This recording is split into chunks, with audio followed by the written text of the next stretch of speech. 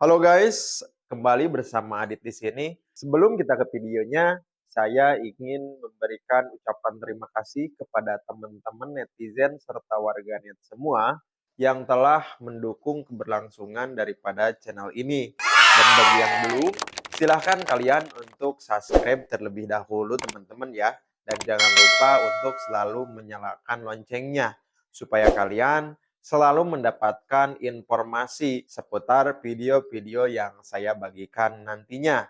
Mudah-mudahan kalian selalu mendapatkan informasi penting yang sangat bermanfaat sekali setiap saya membagikan sebuah video. Iya iya iya iya iya.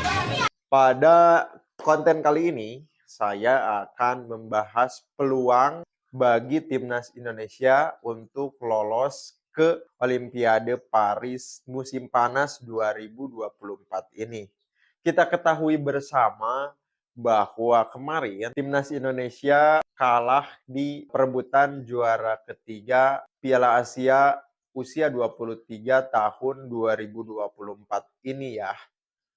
Tapi secara keseluruhan, sekalipun Indonesia kalah, kita melihat permainan Indonesia lebih meningkat lagi, teman-teman.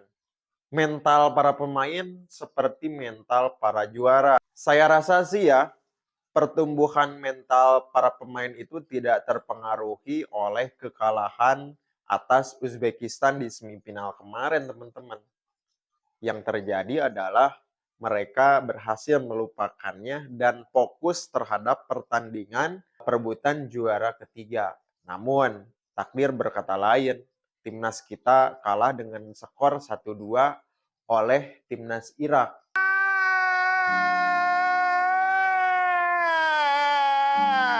Secara keseluruhan, statistik dikuasai oleh timnas Indonesia dari statistik individual pemain maupun statistik permainan secara keseluruhan.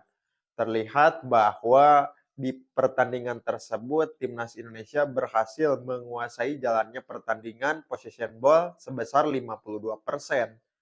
Hanya saja kembali keberuntungan tidak berada di pihak timnas Indonesia. Ada di dalam catatan saya yang mungkin ini adalah perihal yang sangat penting bagaimana timnas Indonesia mampu untuk lolos ke putaran final Olimpiade Paris ya. Nah, catatan-catatan ini mungkin bisa menjadi masukan bagi pelatih Sinteyong bisa untuk memperbaiki berbagai kelemahan yang terjadi di pertandingan melawan Irak kemarin. Saya catat bahwa secara keseluruhan memang permainan sangat apik sekali, build up serangan dari pemain belakang.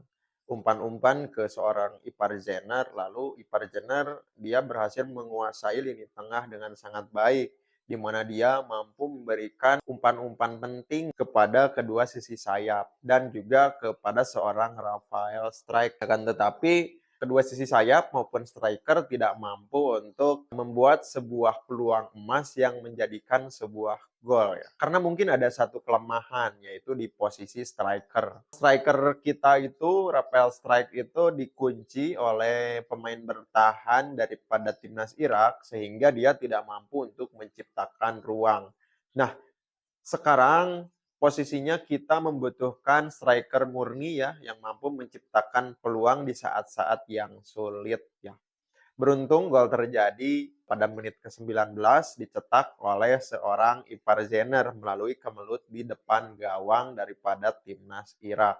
Hanya itu saja gol yang disumbangkan oleh timnas Indonesia sampai akhirnya pertandingan dilanjutkan ke babak perpanjangan waktu dan kita kalah ya karena kelengahan barisan belakang pemain timnas Indonesia saat mengantisipasi umpan lambung dari pemain bertahan Irak, di mana seorang gelandang dari Irak tersebut mampu meloloskan diri dan akhirnya menceploskan sebuah gol kemenangan bagi timnas Irak.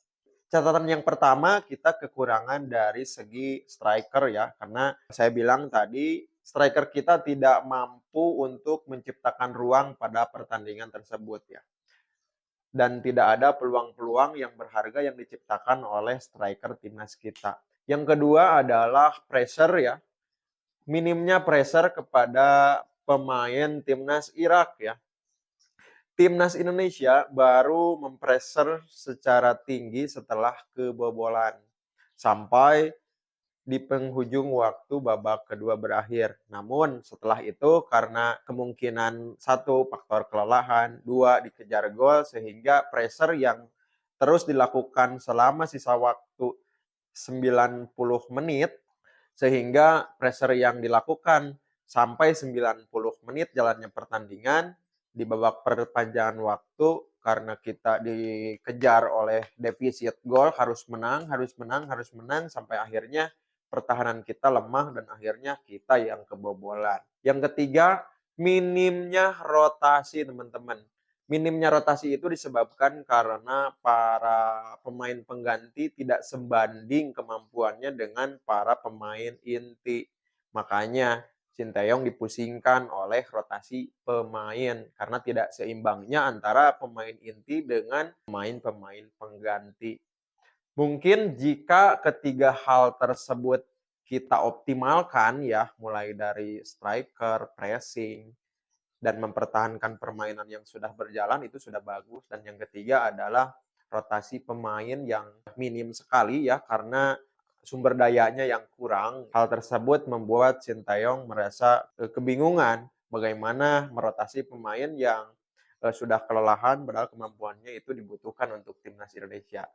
Maka dari itu, tak henti-hentinya sampai saat ini timnas Indonesia terus-terusan mencari pemain abroad dinaturalisasi dan sekarang kabarnya timnas Indonesia sedang mencari sosok seorang striker untuk melapisi seorang Rafael Strike. Nah, mungkin hal itu yang akan menjadi kunci pada saat pertandingan melawan Guinea nanti. Kita jangan sesekali meremehkan timnas Guinea karena pada saat ini timnas Guinea itu berada di urutan ke-75 ranking FIFA, teman-teman. Itu adalah ranking yang tinggi berbanding terbalik dengan Indonesia yang 130-an lebih ya. Nah, jarak tersebut jarak yang sangat berarti.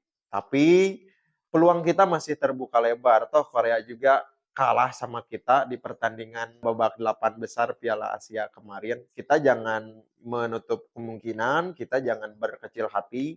Kesempatan kita masih terbuka lebar. Kita selaku pendukung timnas Indonesia harus terus-terusan memberikan support serta mendoakan yang terbaik untuk timnas Indonesia. Mudah-mudahan peluang terakhir untuk lolos ke Olimpiade Paris nanti bisa dimanfaatkan dengan baik oleh Sintayong dan kawan-kawan.